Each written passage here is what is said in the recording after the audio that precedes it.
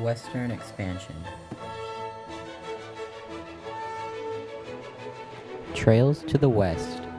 Americans move west. In the early 1800s, Americans moved further and further west. One of the biggest reasons for moving west was the high hat.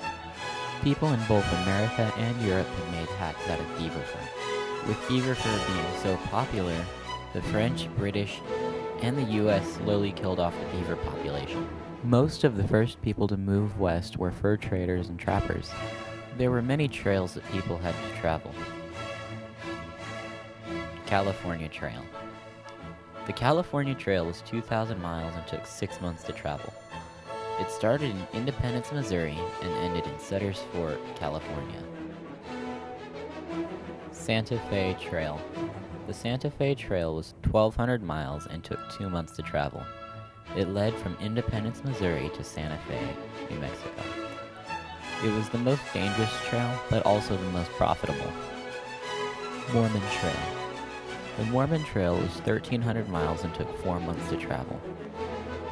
The Mormons traveled this trail in search for religious freedom. The Mormon Trail started in Nauvoo, Iowa, and ended in Fort Bridger, Wyoming. Old Spanish Trail. The Old Spanish Trail was 700 miles and took 7 weeks to travel. It started in Santa Fe and led to Los Angeles, California. Oregon Trail. The Oregon Trail was 2,000 miles and took 6 months to travel. It crossed through the Rocky Mountains. The total cost per family was about $600. Workers on the trail were normally paid about $1.50 per day. The Texas Revolution. American settlers moved to Texas. Mexico had long had an unprotected border that stretched from Texas to California. Mexico's rulers had always been worried about attacks from neighbors. They also had worried about threats within Mexico. Mexicans moved to overthrow Mexican rulers in the early 1800s. In September 1810, Father Miguel Hidalgo y Castilla, a Mexican priest, had led a Mexican rebellion of about 80,000 poor Indian and mestizos, or people of Indian and Spanish ancestry. They thought that if Mexico became independent from Spanish monarchy, their lives would improve. Hidalgo's revolt failed, but his rebellion he started grew. In 1821, Mexico became independent. In 1824, Mexico adopted a republican constitution that declared rights for all Mexicans. The new Mexican government hired agents to bring settlers to Texas. One of these settlers was Stephen F. Austin. He started a colony on the lower Colorado River. The first 300 families of the colony became known as the Old 300. In exchange for free land, settlers had to obey Mexican laws. American settlers disobeyed these laws by bringing slaves. Because of their disobedience, Spanish rulers blocked further settlement. Texans revolt against Mexico. In October 1835, the Mexican army tried to remove a cannon from the towns of Gonzales, Texas. Rebels stood next to the cannon. Their flag read, "Come on and take it." In the following battle, rebels won. Texas's war for independence, the Texas Revolution, had begun. On March 2nd, 1836, Texans declared their independence from Mexico. Delegates to the new Texans government chose politician David Berndt as president and Lorenzo de Zavala as VP. Sam Houston was the head of the Texas Army. Battle at the Alamo.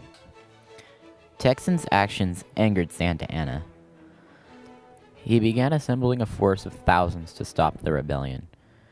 They clashed with Mexican troops for months. Under Colonel Jim Travis, a small force took on the town of San Antonio. It then occupied the Alamo, an abandoned mission near San Antonio that became an important battle site in the Texas Revolution. Volunteers from the U.S., including Davy Crockett and Jim Bowie, joined the Alamo's defense. The rebels hoped to stall the huge Mexican force while the larger Texas army assembled. For almost 2 weeks, the Texans held out. Before dawn on March 6th, the Mexican army attack. The army overcame the Texans. All defenders of the Alamo were killed. Battle of San Jacinto. Santa Anna was confident of the victory, but he was also careless in choosing the site for his camp. The afternoon of April 21st, 1836, while Mexican troops were resting, Houston's forces swarmed the camp, shouting, "Remember the Alamo!" Santa Anna's army was destroyed. In the Battle of San Jacinto, the Texans captured Santa Anna and forced him to sign a treaty giving Texas its independence. The California Gold Rush. Gold in California.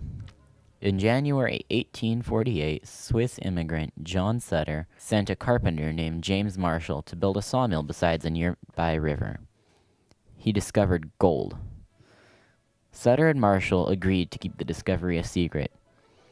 However, when they went back the next day, they found an Indian who was shouting, "Oro, oro, oro," or gold. Discovery of gold quickly spread across the country. By 1849, 80,000 gold seekers came to California and hoped to strike it rich. They were called the 49ers. Staking a claim. Few of the miners actually had mining experience. The work was difficult and very time-consuming. Life in the mining camps. Mining camps sprang up wherever gold was discovered. Only 5% of miners were women or children. They normally made money by cooking, washing clothes, and operating boarding houses.